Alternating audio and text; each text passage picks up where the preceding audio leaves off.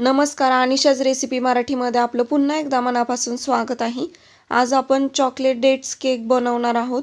खूप सोपी रेसिपी आहे आणि चॉकलेट डेट्स केक म्हणजे चॉकलेट खजूर केक बनवणार आहोत। नो ओव्हन, नो मैदा आणि नो प्रॉब्लेम।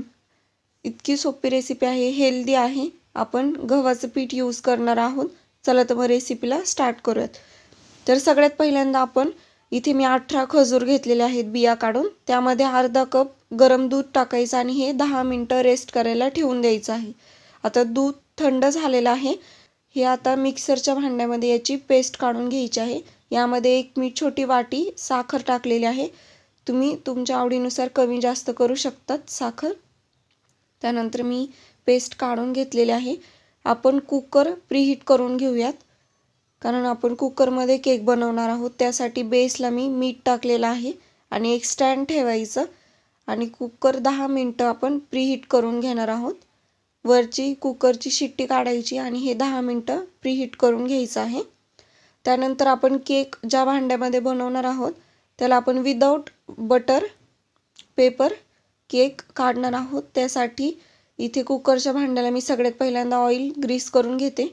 त्यानंतर मी इथे गव्हाचं पीठ घेतलेलं आहे, ते पूर्णपणे ग्रीस करून घ्यायचं आहे। अशा प्रकारे तुम्ही मैदाही घेऊ शकता याऐवजी।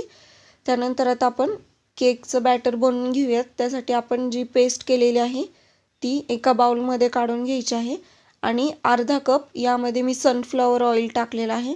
तुमच्याकडे सनफ्लॉवर ऑइल नसेल तर तुम्ही बटर मेल्ट करून टाकलं तरी पण चालेल। आता हे व्यवस्थित मिक्स करून घ्यायचं। त्यानंतर 1 कप आपण इथे गव्हाचं पीठ आहे ते टाकलेलं आहे। तुम्ही कुठल्याही वाटीने एक मेजरमेंट घ्या, त्याच वाटीने सगळे मेजरमेंट घ्या। त्यानंतर मी इथे 1 कप दूध टाकलेलं आहे। मी गाईचं दूध घेतलेलं आहे, तुम्ही म्हशीचं किंवा गाईचं कुठलंही दूध घेऊ शकता। आणि 1/3 कप मी इथे कोको पावडर टाकलेली आहे। हे सगळं व्यवस्थित मिक्स करायचं। त्यानंतर आपण 1 चमचा, छोटा चमचा बेकिंग पावडर आणि 1 छोटा चमचा बेकिंग सोडा टाकलेला आहे। त्यामध्ये व्यवस्थित मिक्स होत नव्हतं म्हणून मी ते दुसऱ्या भांड्यामध्ये बॅटर आहे ते ट्रान्सफर केलेलं आहे आणि हे व्यवस्थित असं मिक्स करून घेतलेलं आहे। तुम्ही बघू शकता बॅटर या थिकनेसमध्ये हवे, खूप जास्त पातळही नाही आणि खूप जास्त घट्टही नाही। त्यानंतर हे आता आपण एका भांड्यामध्ये काढून घेऊया। ज्या भांड्यामध्ये आपल्याला केक करायचा आहे त्यात 1-2 वेळा टॅप करायचं म्हणजे एअर बबल्स निघून जातील। मी गार्निशिंगसाठी काजू आणि बदामचे पीसेस घेतलेले आहेत, ते गार्निशिंग करून घेऊयात। आता कुकर आपण ओपन करून व्यवस्थित हळूच त्यामध्ये भांडं ठेवायचं आहे आणि लो टू मीडियम गॅसवरती 45 मिनिटं केक आहे तो बेक करून घ्यायचा आहे।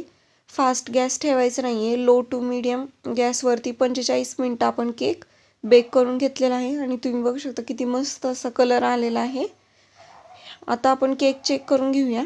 एक टूथपिक घ्यायची आणि ती केकमध्ये टूथपिक क्लीन निघली याचा अर्थ केक आपला व्यवस्थित बेक झालेला आहे। त्यानंतर थोडासा थंड होऊन द्यायचा आणि कडेने तो सैल करून घ्यायचा आहे आणि काढून घ्यायचा आहे केक। तुम्ही बघू शकता एकदम इझिली केक निघतो। या पद्धतीने तुम्ही विदाउट बटर पेपर सुद्धा केक अतिशय सुंदर पद्धतीने निघतो। तो आता आपण सरळ करून घेऊयात। तुम्ही बघू शकता किती सुंदर असा कलर आलेला आहे केकला। तुम्हाला मी एक पीस कट करून दाखवते, अगदी इझिली कट होत आहे। सॉफ्ट असा झालेला आहे केक, खूपच मस्त। आता एक पीस मी तुम्हाला दाखवते, तुम्ही बघू शकता।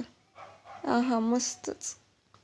आपण गव्हाचं पीठ यूज केलं होतं त्यामुळे त्याला अशी शाईन आलेली आहे आणि ऑइलमुळं खूपच सुंदर असं झालेलं आहे आणि स्पॉन्जी झालेला आहे केक।